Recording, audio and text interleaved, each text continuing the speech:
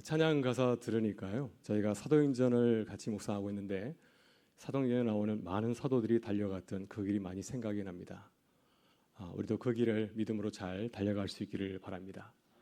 네, 우리 서로 같이 인사하고 말씀을 나누겠습니다. 오늘 보니 참 아름답습니다. 오늘 보니 참 아름답습니다. 네, 정말 아름답습니다.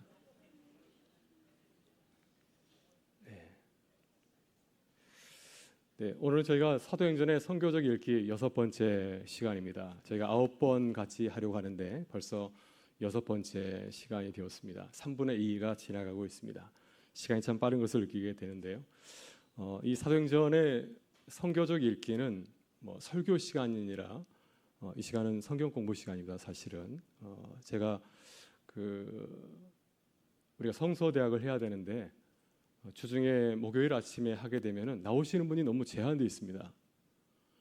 그래서 다 나오시면 참 좋은데 특히 또 남성분들은 늘 혜택을 받지 못하는 가운데 있습니다. 그래서 이 문제를, 이 딜레마를 어떻게 해결할 수 있을까 하다가 수요일 저녁에 하면 되겠다 하는 생각이 들었어요. 그래서 수요일 저녁에는 많이들 나오셔서 함께 공부하기 때문에 그러면은 우리가 한 가지를 하더라도 많은 교우들이 함께 또 나누고 또 배우는 시간이 되지 않을까 생각이 들어서 수요일을 이렇게 한번 생각해 보았습니다. 그래서 혹시 사도행전의 선교적 읽기 들으면서 설교도 아니고 뭐도 아니고 이런 생각 하실지 모르겠는데 이 시간에 우리가 한번 성경에 대해서 성경 말씀을 한번 잘 배워보는 시간, 살펴보는 그런 시간이 되길 간절히 바라고요. 또 그런 가운데서도 또 주시는 메시지들이 있으니까 또 그것을 통해서 우리 삶에 적용하는 그런 귀한 시간이 되기를 간절히 바랍니다.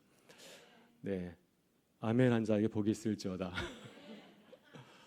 네, 사도행전 선교적 읽기 주제는 저희가 한 9가지를 정해보았는데 오늘은 저희가 사회에 대해서, 우리가 살고 있는 사회에 대해서, 사도행전이 말하고 있는 사회에 대해서 한번 같이 나누려고 합니다.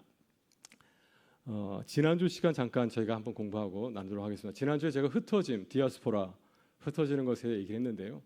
사실 흩어짐을 새롭게 바라보는 것이 사도행전의 굉장히 중요한 주제입니다. 사실 구약 시대는 흩어지는 것을 굉장히 두려워했습니다. 이스라엘 백성들이 하나님의 말씀대로 따지 못하여서 결국 바벨론 포로 생활, 디아스포라, 한 곳 살지 아니하고 다 흩어져 뿔뿔이어져 살게 되지 않았습니까? 이건 우리가 하나님께 지은 죄다 이렇게 생각하였는데 사도행전은 그러지 아니하고 그러지 않다. 오히려 땅 끝까지 가라 얘기하잖아요. 예루살렘과 사마리아 땅 끝까지로 내 증인이 되라. 땅 끝까지 가는 것이 큰 복이고 또 우리를 부르신 하나님의 특별하신 부르심과 사명이라고 하는 것입니다. 그래서 사도행전은 예루살렘에 모여서 은혜 받는 것이 아니라 은혜 받고 세상으로 나아가고 있습니다. 이것이 성령 받은 백성의 모습임을 사도행전은 우리에게 증거를 하고 있습니다.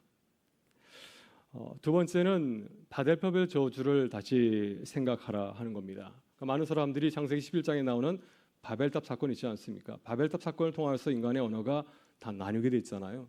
서로 소통하지 못하게 되었는데 그런데 성령 강림 사건은 어떤 일이 일어나게 되었습니까? 성령 안에서 다시 하나가 되는 놀라운 일이 일어나게 되었습니다. 사도행 2장을 보게 되면 성령 충만한 사도들이 밖에 나와서 다른 나라의 말을 가지고서 방언, 외국어입니다. 알아들을 수 있는 외국어를 통해서 복음을 전하는 놀라운 역사가 일어나게 되었습니다. 그래서 사도행전 사도 강림 사건은 인간들의 언어 장벽을 극복한 사건이라 말하고 있습니다. 한데 우리가 주목할 것은 뭐냐면 모든 언어가 하나로 통일된 것이 아니라고 하는 것이죠. 사실 우리는 하나의 언어를 가지면 얼마나 편할까 생각하지만 그러나 우리가 지난주에 요한계시록의 말씀도 살펴봤지만은 마지막 우리가 주를 바라볼 때 모든 민족과 족속이 그들의 방언을 가지고서 주를 바라보게 될 것이라고 말씀하고 있습니다. 하나님께서는 우리의 언어, 얼굴 색깔, 우리가 가지고 있는 다양성을 그대로 인정하셨다고 하는 겁니다. 하나님 나라는 어떤 곳인가? 하나의 언어로 통일되는 것이 아니라 서로의 다양성을 인정해주고 존중하면서 화해를 이루어가는 것입니다. 이것이 주님께서 성령 안에서 바라시는 하나님 나라의 모습이라고 하는 사실을 이 사도행전을 통해서 증거하고 있습니다. 세 번째 마지막은 포스트 크리스텐덤과 한국 교회. 포스트 크리스텐덤이란 말이 좀 외국어여서 좀 어려워 보이지만은 포스트는 이후에라는 뜻을 담고 있고요. 크라이스트에다가 킹덤을 붙여서 기독교 왕국을 뜻입니다. 크리스텐덤. 그래서 지금은 기독교 왕국 위의 시대를 살아가고 있다. 사실 콘스탄틴 대제가 기독교를 인정한 이후에 서구 사회는 20세기 중반까지만 하더라도 기독교 왕국이었습니다. 기독교의 가치가 통하는 그런 나라이지 않았습니까? 지금도 독일은 종교세를 내고 있습니다. 독일 루터교회 목사님들은 나라에서 세금으로 나라에서 봉급을 받고 있는 그런 나라입니다. 어떤 면에서 기독교 왕국이지만 서구사회는 지금 철저하게 세속화되고 있고 탈기독교화되고 있습니다. 그래서 그 시대를 향하여서 기독교 왕국 위유 시대라고 말하고 있고요. 우리도 마찬가지이죠. 오늘 지난 70년, 80년대 한국교회 얼마나 성장하게 되었습니까? 그래서 한국에서 제1의 종교가 되잖아요. 그래서 마치 기독교 나라처럼 우리가 생각할 정도로 기독교 보고가 많이 이루어졌지만 지금은 상황이 많이 달라졌습니다. 그래서 영화나 드라마를 보게 되면 기독교인을 존중하고 배려하기보다는 오히려 문제 많은 사람처럼 그리고 있지 않습니까? 그래서 이 시기를 어디에 비유할 수 있을까? 바로 바벨론 포로 시기와 같다고 많은 성서학자들, 신학자들이 말하고 있습니다. 그래서 우리가 바벨론 포로 시기를 살아가다 보면은 절망할 수 있고 낙심할 수가 있습니다. 예전과 같지 않다. 복음 전환 무척 힘들고 어렵다 생각할지 모르겠지만, 그러나 우리가 다니엘서를 보게 되면 바벨론 포로 시기를 살아갔던 믿음의 사람을 소개해주지 않습니까? 다니엘의 신앙을 나오지 않습니까? 그래서 다니엘의 신앙과 삶을 본받고 이 시대 우리가 새로운 하나님 나라의 복음을 살아갈 수 있다고 하는 사실을 우리가 기억할 필요가 있습니다. 또 바벨론 포로 시기, 우리가 중세 시대를 향해서 암흑의 시대를 말하지만은 그것은 너무 가혹한 것 같아요. 그 시대를 살았던 사람들에게 우리가 그 시대를 잘 알지 못하면서 암흑 시대를 말하기도 하는데 그렇지 않다는 것이 요즘 또 새로운 그런 흐름들이고요. 마찬가지로 바벨론 포로 시기도 우리가 생각할 때는 포로로서 굉장히 암울한 시기를 살아간 것처럼 보이지만은 바로 그 시기가 어떤 시기냐면 새롭게 발돋움하는 그런 시기였습니다. 그 시기에 성경이 기록이 되었습니다. 또 그리스도의 신앙이 다시 이렇게 각성되는 디아스포라 신앙이 세워지고 회당 중심으로 다시 경전을 중심으로 살아가는 것이 아니라 회당 중심으로 신앙을 세워가는, 그래서 나중에 초기 기독교가 이 디아스포라 신앙을 통해서 복음을 세계 전역에 전하게 되지 않습니까? 그래서 바로 그 바벨론 포로 시기도 마찬가지로 우리가 성경의 역사가 굉장히 중요한 시기임을 알 수가 있습니다. 그래서 오늘 우리도 마찬가지로 어려운 시기를 살아가고 있지만 이 시대가 하나님께서 우리에게 주신 귀하고 또 중요한 시기인 줄 믿습니다. 오늘은 저희가 이제 사도행전 선교적 읽기의 6번째 사회에 대해서 같이 한번 나누려고 하는데요. 거기 보시면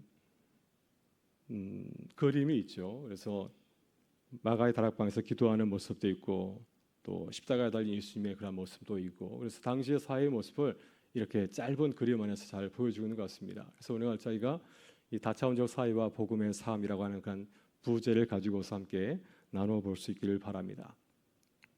누구일까요? 네, 접니다. 예, 사도행전 당시의 세계 캐리커처라고 할 수 있습니다. 사도행전은 당시 사회를 보여주는 캐리커처이다. 캐리커처는 무슨 뜻인가요? 풍자, 희화. 그래서 어떤 사람에 대해서 특징을 잡아서 빨리 그리는 그림을 캐리커처라고 하고 있습니다. 저도 제 모습을 보면서 깜짝 놀랐습니다. 내가 이 모습이구나. 아마 이 그림을 그리신 우리 교우께서 저를 바라보면서 저의 특징을 이렇게 잡아낸 것입니다. 네, 저를 이렇게 아름답게 그려냈는데요. 이것이 저의 모습이라고 하는 거죠. 그래서 이 그림은 제 모습을 있는 그대로 표현한 것이 아니라 제 특징을 잡아서 이렇게 보여주고 있습니다.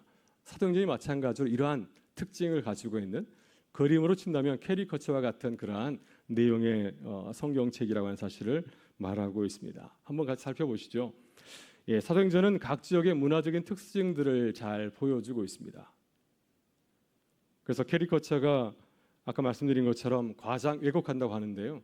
당시 사회의 모습을 이렇게 확대하기도 하고 강조하기도 하고, 또 왜곡은 좀 그렇지만은 하여튼 이 누가가 바라볼 때 당시 세계의 모습을 이렇게 특징적으로 보여주고 있습니다.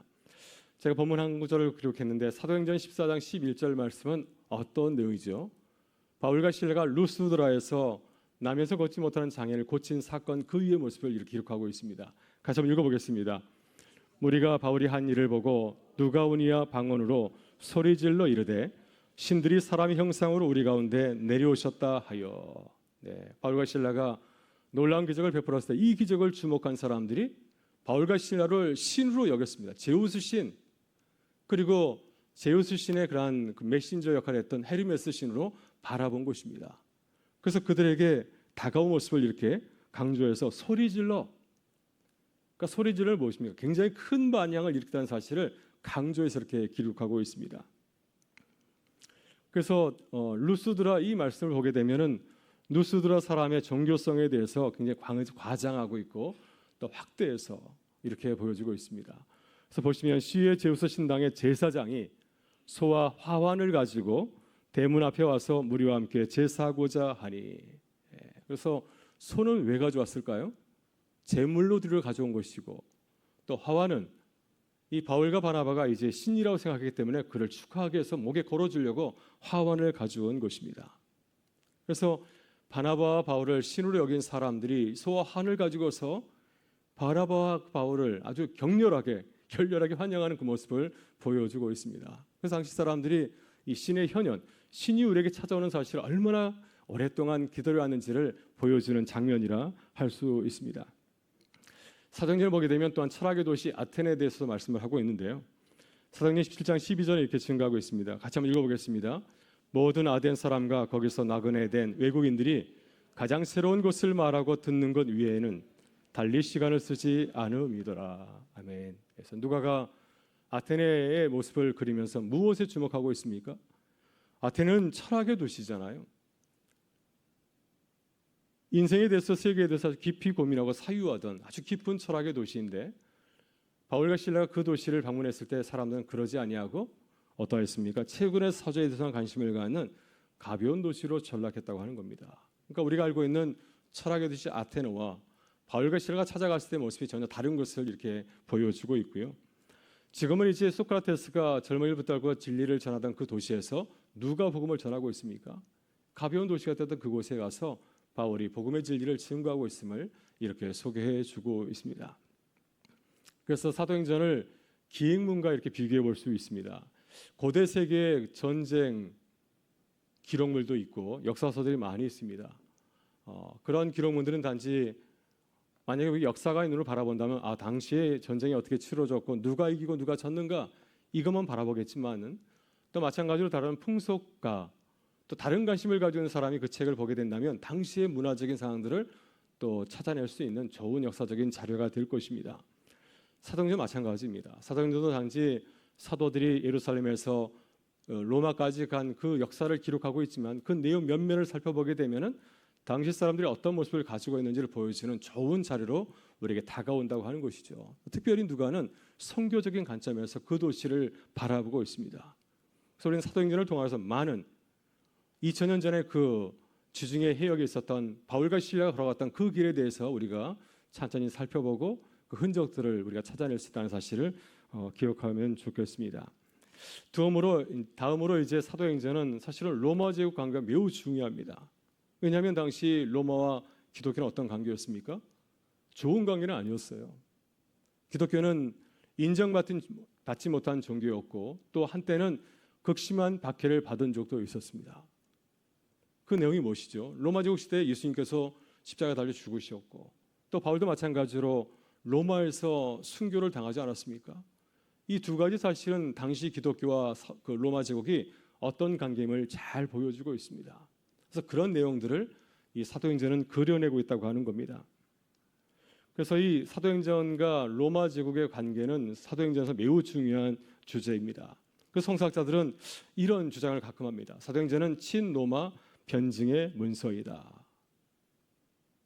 기독교가 나쁜 종교가 아니다. 로마 제국을 무너뜨리는 그런 종교가 아니라 좋은 내용을 가지고 있는 진리의 종교라는 사실을 이 사도들의 모습을 통해서 보여주고 있다고 하는 거죠. 그래서 이 사도행전을 보게 되면은 사도들과 로마 귀족들, 총독들, 고위 관료와 좋은 관계를 맺고 있는 것을 볼 수가 있습니다. 사도행전 13장 7절을 보게 되면 이런 내용이 나옵니다. 그가 총독 서기오 바울과 함께 있으니 서기오 바울은 지혜 있는 사람이라 바나바와 바울을 불러 하나님의 말씀을 듣고자 하더라. 그러니까 총독이 바울과 실라를 박해하고 핍박하고 또 이렇게 하려고 한 것이 아니라 오히려 그들을 불러서 진리를 듣기를 원했다고 하는 겁니다. 그러니까 그들에 대해서 굉장히 호감을 가지고 있음을 이 내용을 통해서 우리가 확인해 볼 수 있는 겁니다. 또 사도행전 19장 31절을 보게 되면 바울이 이제 에베소에서 붙잡히게 되잖아요.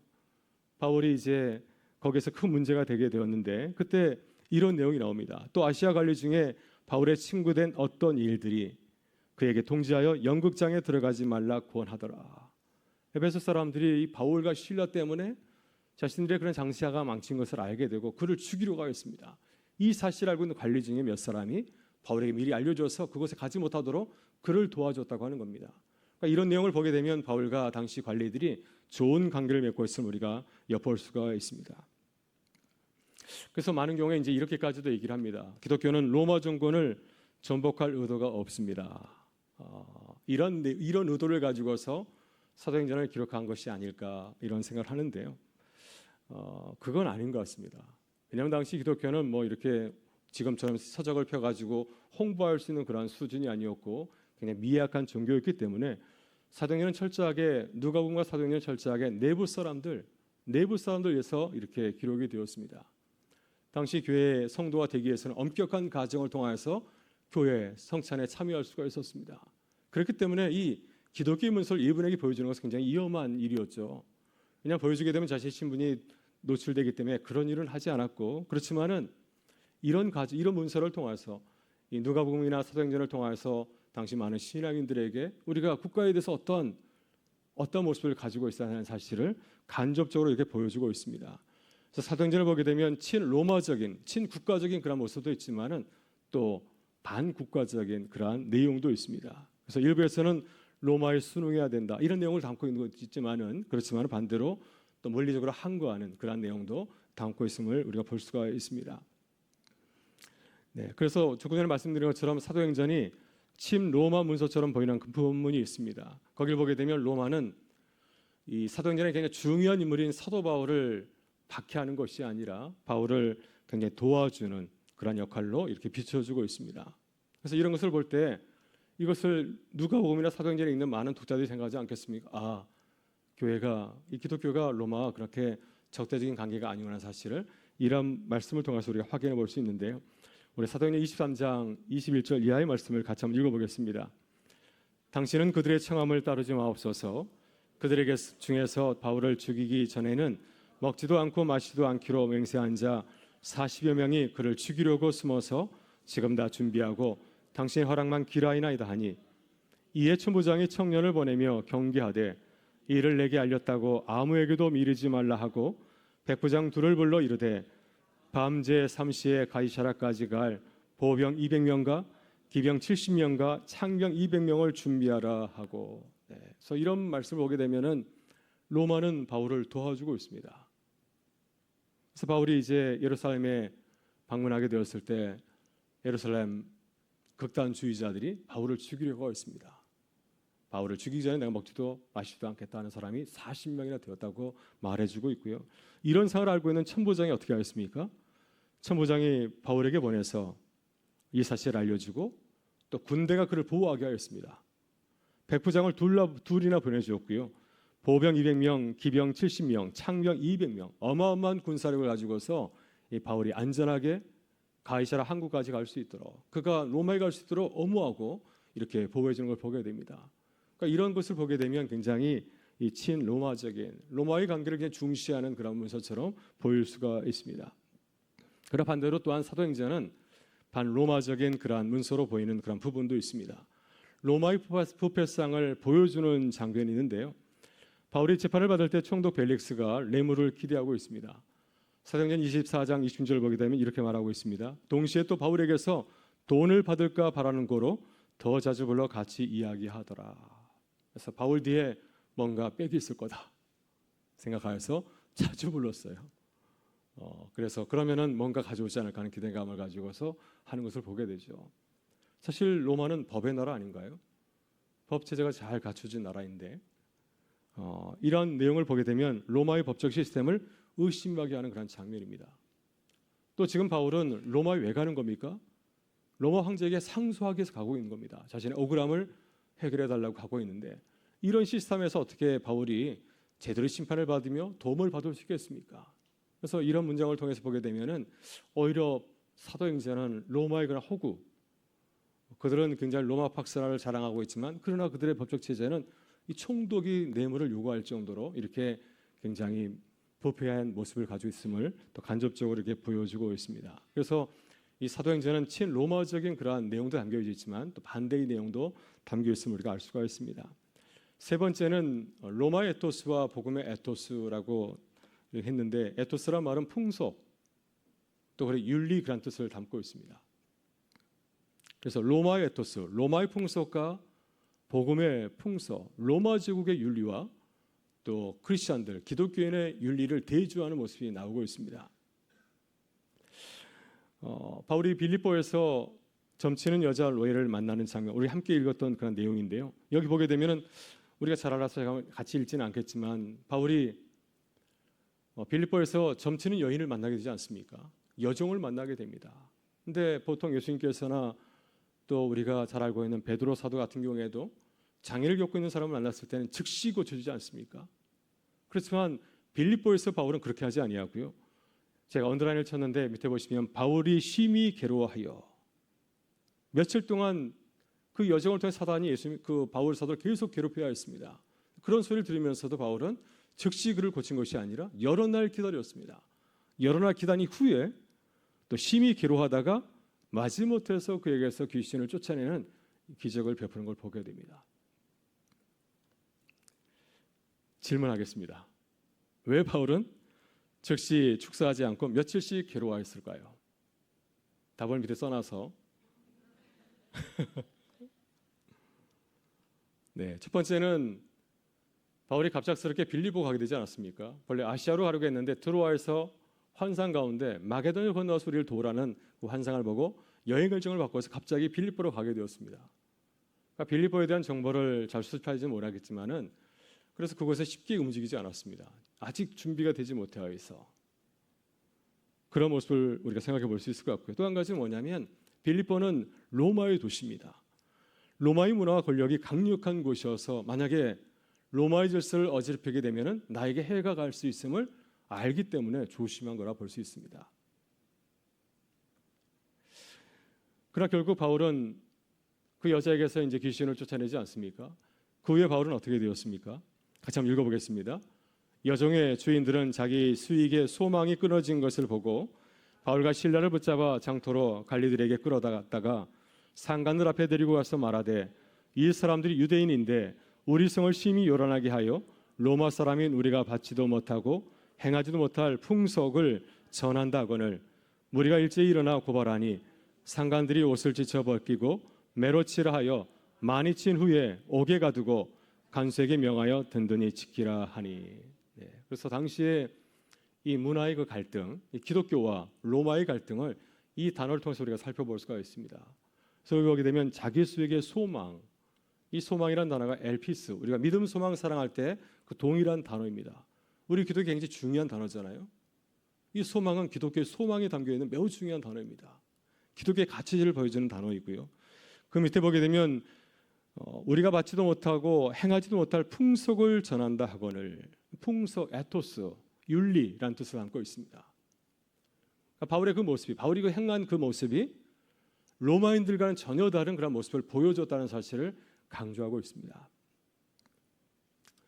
그래서 다시 자세히 설명하시면 보시면은 먼저 자기 수에게 소망이란 단어를 했죠. 이것이 바울을 박해한 중요한 이유 중에 하나입니다. 19절에 나오는데요. 이 소망 엘피스는 기독교의 가장 중요한 가치 중에 하나이고요. 근데 이것이 지금 기독교의 소망과 세상의 소망이 대비되고 있습니다. 귀신 들린 여종이 가졌던 소망은 무엇이며 경제적인 이익이잖아요. 그 여종을 부려가지고 돈을 얻는 그 소망을 갖고 있습니다. 그러나 바울이 말하는 소망은 무엇입니까? 이 여인을 자유케 해서 이 사람이 천국 백성으로 살아가야 한 것이 바울이 가지고 있는 소망입니다. 그러니까 한 여인을 바라보면서 서로 상극한 서로 극단적인 그런 가치관의 대립을 우리가 볼 수 있고요.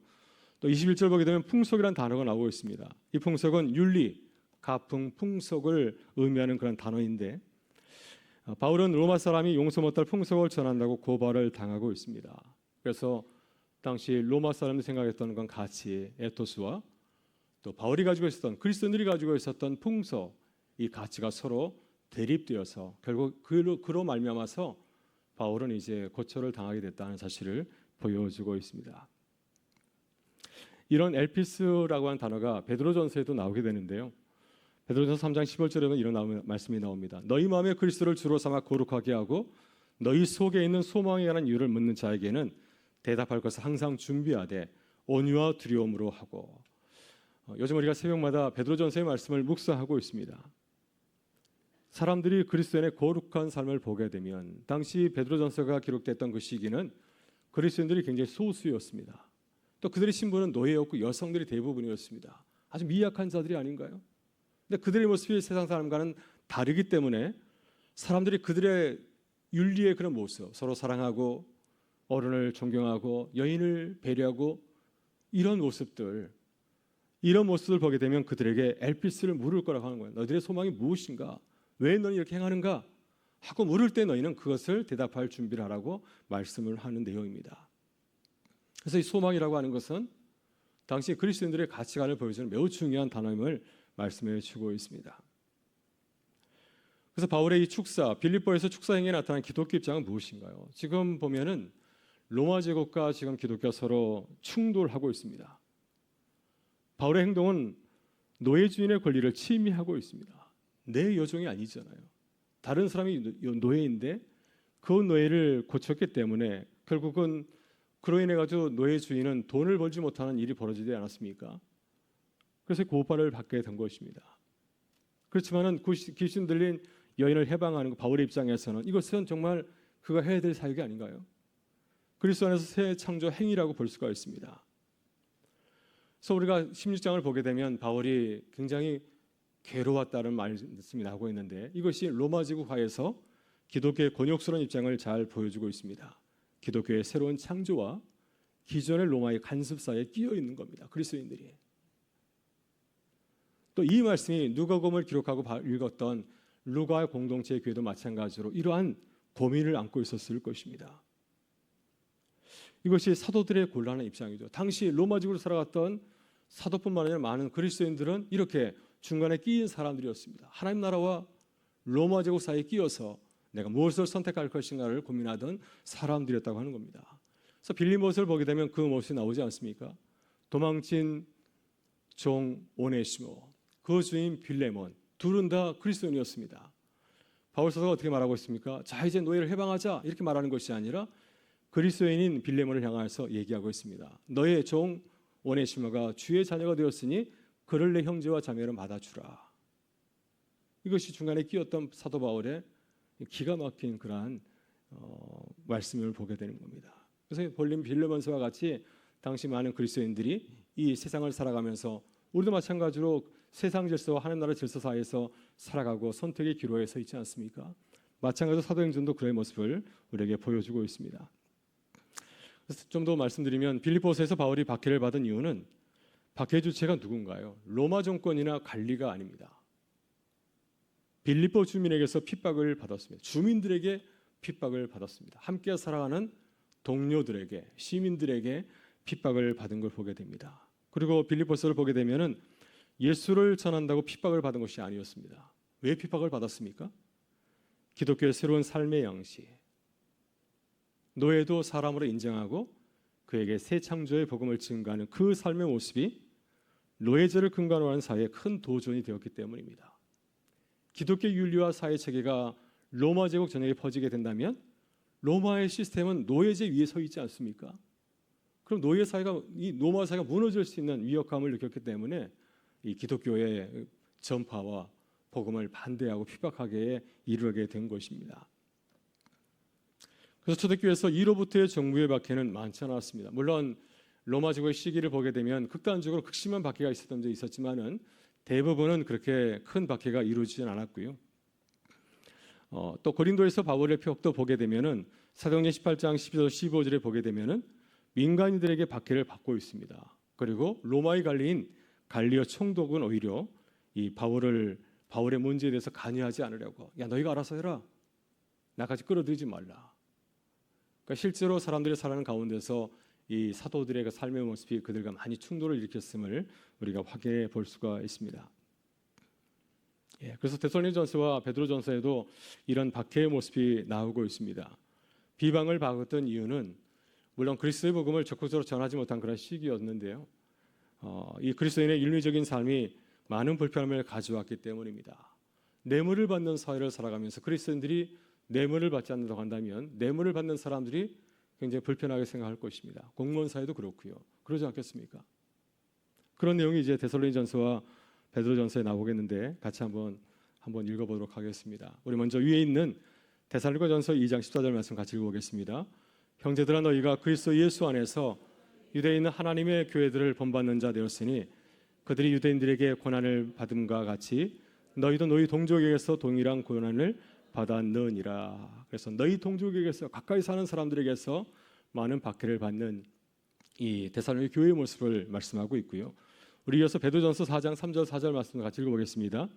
너희가 음란과 정욕과 술 취함과 방탕과 향락과 무법한 우상 숭배를 하여 이방인의 뜻을 따라 행한 것은 지나간 때로 족하도다. 이러므로 너희가 그들과 함께 그런 극한 방탕에 다름질하지 아니하는 것을 그들이 이상히 여겨 비방하나. 네, 세상 사람들이 베드로전서를 받았던 성도들을 비방하는 이유는 무엇입니까? 그들과 함께 하지 않았기 때문입니다. 술 취하고 방탕한 삶을 살았는데 그들이 예수를 믿은 이후에 달라졌기 때문에 너 왜 그러는 거야 하면서 이제 그것을 놀리고 비방하고 또 핍박하는 것을 이렇게 기록하고 있습니다. 네, 마지막으로 저희가 사회 문제의 다차원성과 선교, 말이 좀 어렵지만은 이러한 문제의 마지막 짧게 나누고 마치려고 합니다. 그래서 사회 문제는 단순하지 않습니다. 다양하고 굉장히 복잡하게 얽혀져 있습니다.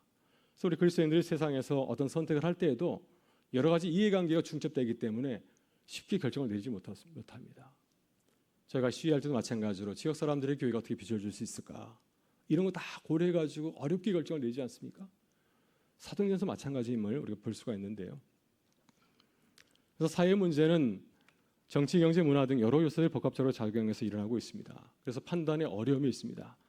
때로는 옳고 그름을 선명하게 판가름하기가 어렵고 또 현실적인 어려움 때문에 이상적인 목표를 추구하기 어려울 때가 참 많이 있습니다. 사도행 16장에서 바울의 사례가 그러한데요. 바울이 귀신을 쫓아낸 여정의 불의한 사회 구조를 보게 되면은 두 가지가 복잡하게 얽혀 있지 않습니까? 주인에 의해서 경쟁이 착취행위를 당하고 있지만 바울이 볼 때는 그것만뿐만 보는 것이 아니라 마찬가지로 이 여인은 이 사단에 의해서 영적인 착취행위를 당하고 있지 않습니까? 이런 굉장히 복잡한 것이 얽혀 있고 이런 것을 바라보면서 또 바울 사도는 이제 결정하고 행동하게 되었습니다. 여정에게서 귀신 축사는 어떤 결과를 가져오게 될까요? 이 여정이 점치 능력이 박탈하게 되면은 어떻게 되겠습니까? 바울이 그 지역을 떠나게 됐을 때 이 여인의 삶은 어떻게 될까요? 사도행전에서는 이 여인의 말로라는 표현보다는 이 여인의 그 다음에 이야기는 나오질 않습니다. 그러나 우리가 이렇게 생각해 볼 수 있을 것 같아요. 이 여인은 주인에게 버림을 당했을 것입니다. 이용 가치가 없어졌기 때문에. 그러면 어디 갈까요? 당시 사회 구조에서는 이 여자가 창녀로 전락할 가능성이 매우 높습니다. 여기에 사도의 고민이 있는 겁니다. 이런 악한 사회 체계, 이런 가운데서 믿음의 길을 걷는 것, 선택하는 것이 매우 어려움을 우리가 상상해 볼 수가 있습니다. 그래서 사회 문제는 다차원성, 1차원적인 것이 아니라 굉장히 복잡하게 얽혀 있다. 그렇기 때문에 윤리적인 딜레마가 따라올 수밖에 없습니다. 이 안에서 귀신을 쫓아내도 사회 문제는 여전히 남아있죠. 그리스도인됨과 노예라는 신분, 이 고린도서 17장 2, 3절을 보게 되면은 이런 말씀이 기록되어 있습니다. 너희가 값으로 사신 것이니 사람들의 종이 되지 말라. 그래서 당시 기독교의 복음은 노예 해방에 있습니다. 모든 사람을 노예로 바라보는 것이 아니라 하나님의 자녀로 바라보는 것이 굉장히 중요한 기독교의 가치인데 현실을 살아가는 노예들이 많잖아요. 당시 교회에 나왔던 많은 성도들은 노예들이 많았습니다. 그러나 그들의 삶은 노예지 않습니까? 내 노예의 신분을 가지고 당시 사회를 어떻게 살아가야 될 것인가 하는 것은 당시 많은 그리스도인들의 굉장히 중요한 문제였습니다. 하나님 나라는 그리스도 안에서 종과 자유의 구별이 철폐가 되었습니다. 빌레몬서에서 오네시모와 필레몬이 한 형제가 된 것처럼 교회 안에서는 하나님 나라의 가치가 구현이 되었습니다. 갈라디아서 2장 30장 28절 보게 되면 너희는 종이나 자유인이나 그리스도 예수 안에서는 하나이니라. 신분의 통일이 이루어졌지만 현실은 그렇지 않습니다.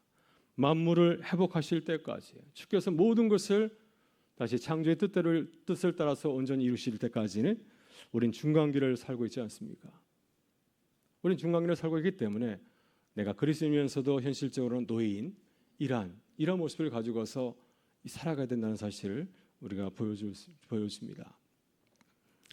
우리 한국 사회를 바라보더라도 마찬가지로 한국 사회도 그렇고 목회도 다차원적인 그런 모습이 있죠. 그게 참 어렵습니다. 교권의 문제를 보더라도 지금 많이 교권 문제가 많이 대립되고 있는데 교사들의 권리를 주장하다 보면 학생들의 인권이 무너지고 학생들의 인권을 좀 더 높이다 보면은 교사들이 또 그렇게 되고 어렵습니다. 목회적인 상황을 보더라도 한국 사회가 사교육 시장이 얼마나 비대해졌습니까? 그래서 우리가 이런 것에 대해서 선지자의 시각을 가져서 얼마든지 비판할 수 있지만은 우리 교우들 가운데도 보게 되면요, 작은 학원을 경영하면서 어렵게 생계를 이어가시는 그런 분들도 있습니다. 이상이 있지만 현실은 그에 미치지 못하기 때문에 우리가 윤리적으로 어떻게 길을 해야 될 것인가, 어떻게 복음을 증거해야 될 것인가에 어려움이 놓였다고 하는 것입니다. 그래서 우리는 옳은 방향을 가는 것은 맞습니다. 복음의 방향을 바라보면서 나가는 것은 맞지만 추진 방식이나 속도의 조절에 대한 지혜가 필요하지 않을까 하는 생각이 듭니다. 그래서 우리가 목회하고 또 선교할 때도 마찬가지로 이 사회 문제의 다차원성과 민감성을 고려하는 현실을 우리가 늘 생각하고 또 기도하게 될 때 그래도 우리가 최선의 선택을 하지 못한다 할지라도 최고의 선택을 하지 못한다 할지라도 최선의 선택을 하는 교회와 성도가 되지 않을까 싶습니다. 네, 기도해야 돼서 제가 짧게 정리하고 마치도록 하겠습니다. 그래서 사도행전은 당시 세계의 캐리커처, 당시 세계의 모습을 이렇게 딱 선교의 관점에서 바라보는 내용을 담고 있습니다. 그래서 이런 관심을 가지고서 사도행전을 읽게 되면은 당시 사회를 마치 줌으로 보는 것처럼 이렇게 확 이렇게 볼 수 있는 그러한 시야가 열리게 되고요. 또 사도행전은 당시 로마 제국 하에서 기독과의 관계를 이렇게 보여주고 있습니다. 친로마적인 모습도 보이고 또 저항적인 반로마적인 그런 내용도 보입니다. 사도행전에서는 보게 되면 두 세력이 충돌하지 않습니까? 로마의 에토스와 복음의 에토스가 충돌하고 있습니다. 그 안에서 복음의 길을 걸어가는 사도들의 모습을 보여주고 있고요. 또 사도행전은 이러한 복합적인 그런 여러 가지 어려운 문제 가운데서 사도들이 빌립보에서 여정을 위해서 귀신을 내쫓는 것처럼 어려운 가운데서 복음의 길을 걸어갔다고 하는 것입니다. 쉽게 결정한 것이 아니라 바울이 여러 날 고민했잖아요. 내가 이 여정을 쫓아내게 되면, 여정에서 귀신을 쫓아내게 되면은 나의 신분은 어떻게 될 것이며 이 여인은 어떻게 될 것인가, 이 사회가 어떻게 될 것인가를 생각하면서 고민하면서 행동한 것처럼 우리도 마찬가지로 이 사회를 바라보면서 고민하며 고뇌하며 기도하면서 또 믿음의 길을 걸어가야 될 줄 믿습니다. 사도들이 복잡하고 다양한 사회에서 복음을 전한 것처럼 우리도 사회 문제의 다차원성을 복음의 눈으로 바라보고 하나님의 선교를 감당하는 교회와 성도가 될 수 있기를 주의 이름으로 축원합니다. 함께 기도하겠습니다. 좋으신 아버지 하나님 감사합니다. 사도행전 말씀 함께 나누게 하셔서 감사합니다. 하나님께서 또 사도들이 이 복음을 증거한 그 모습을 통해서 저희가 깨닫게 하셔서 우리도 이 사회에서 전지주의 복음을 지혜롭게 또 능력 있게 잘 증거하는 교회와 성도가 되게 하여 주옵소서. 오늘도 기도할 때 주님께서 성령으로 뜨겁게 하셔서 이 어려운 시기에 우리 믿음의 사람들이 어떻게 살아야 될지를 분명히 깨닫고 기도하는 은혜 받는 귀한 시간들 간절히 바라오며 예수 그리스도의 이름으로 기도드리옵나이다. 아멘.